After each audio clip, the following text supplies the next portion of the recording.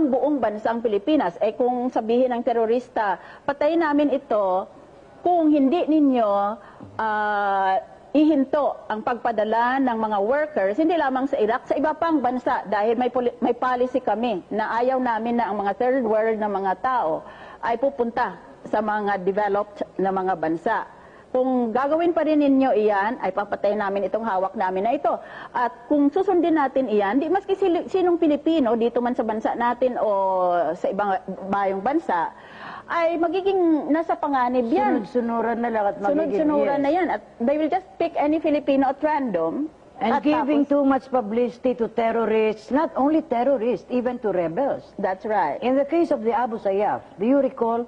Now, there was even a time when a radio station in Mindanao keeps on interviewing Abu Sabaya. Alam mo yon? Yes. Oh, papatayin namin ito, pupugutan namin ang ulo. Ine-ere talaga nila. Ginaglamorize kasi nila ang criminality. Kaya lumalakas ang loob nila. That's right. I agree with you kahit na nasa media po ako. Totoo yan. Kung minsan kaming mga nasa media, stupida. Stupido. Okay. Para lang makabenta. Alam niyo yun? Yes. I can't imagine myself interviewing Abu Sabaya o yung mga leader ng mga terorista, giving them, you know, too much publicity para nagagamit nila eh.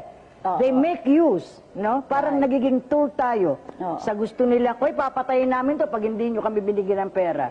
Di stupid ako pag ginawa ko yun. Maraming stupid yung kasama ko rin. Kaya magagalit sa akin, totoo yan. Sa Mindanao yun eh. From Quezon City, Mr. Berabino, pwede po bang i-repeal ang contractualization law? What is this?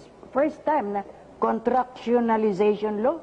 Baka naman na, Juan, nagkamali kayo, ha? Baka contractualization. Oo. Baka ang ibig niya sabihin ay meron Hindi contractualization.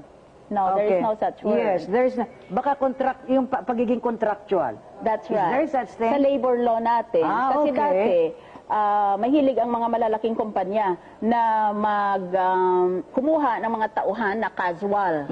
Para sa ganon, mapapapayag nila na tatanggap mas mababa ng sa minimum wage na hindi magrereklamo. Dahil kung casual, pwede silang tanggalin. Before the 6th month. Araw-araw. Di ba? Right. Ganun ang gawa. Ganun ang gawa ng maraming department store na in-check ang nagpapatakbo. Okay, magagalit. Before the 6th month, kasi kunyari probationary, before the 6th month, on the 5th month, medyo tatanggalin na nila. Itsapwera na yan. Dahil pag umabot ng 6 month, natural, SOP yun. Kailangan regular na, hindi ba? Pag regular na sila, kailangan ay tama ng sahod nila, may mga benefits na sila ayon sa batas. Pwede ba i-repeal iyon? Pwede. Because any law can be repealed. Even the Constitution can be amended or revised. Kung yun lang ang pagtatanong, pwede. Kung ang pagtatanong ay dapat ba natin i-repeal iyon? Ako ayaw ko dahil kung magkatunggali ang mayaman na may-ari ng negosyo at ang mahirap na empleyado, walang laban ng empleyado eh. Kaya itong contractualization law na ito ay bali tulong ito ng gobyerno sa mahirap na empleyado para makabalanse man siya sa kapangyarihan ng kanyang employer.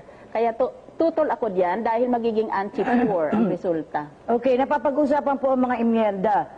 Medyo iiwanan ko muna yung mga tanong ninyo, babalikan ko mamaya. Ang gusto ko lamang matutukan, baka makalimutan ko na, yung constitutional amendment, yung chacha.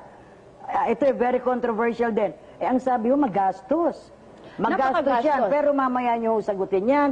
Katatapos lang ng gastos natin sa eleksyon, napapanahon bang isunod agad ang pag-imyenda sa saligang batas? Malalaman po natin yan mamaya. Samantala, tumatawag ang Zamboanga. At sa Zamboanga po, kasama natin si Philip Aboy. Philip, ratsyada na.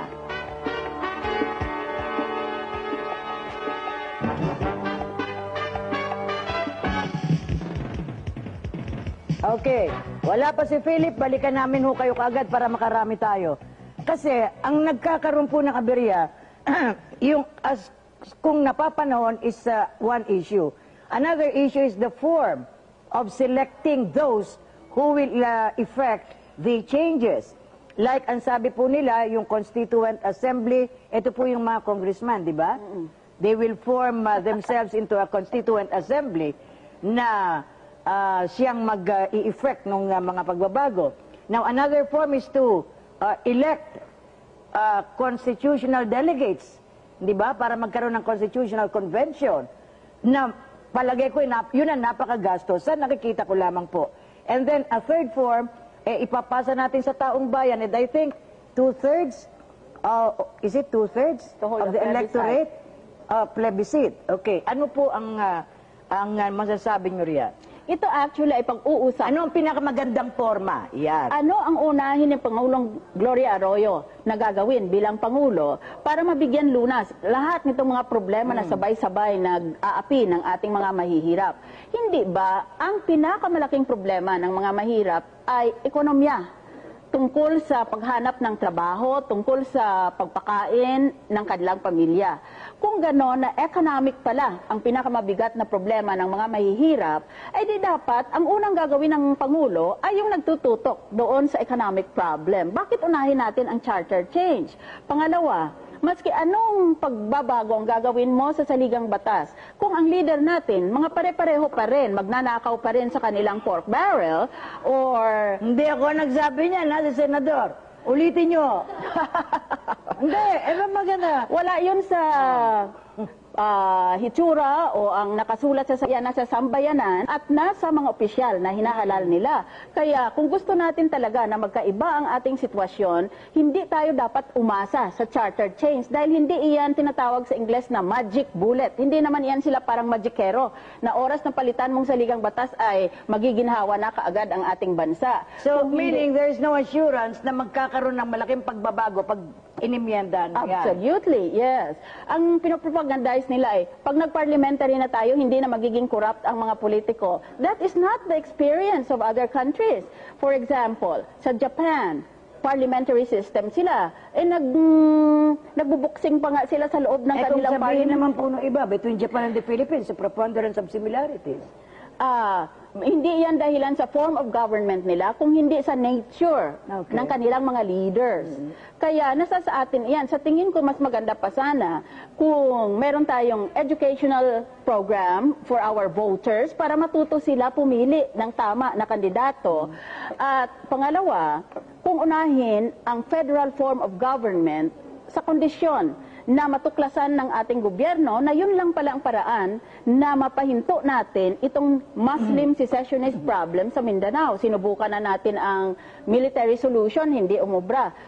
Sinusubukan natin ang political solution, hindi naman umaabante. Kaya kung yun lang ang paraan na mapatahimik natin ang